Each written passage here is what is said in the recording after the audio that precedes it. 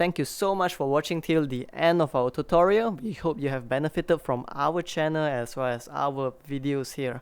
If what we do here has been helpful to you thus far, please help us or support us by pledging to our Patreon, or you could just support us by liking, commenting down below as well as sharing our videos. Thank you.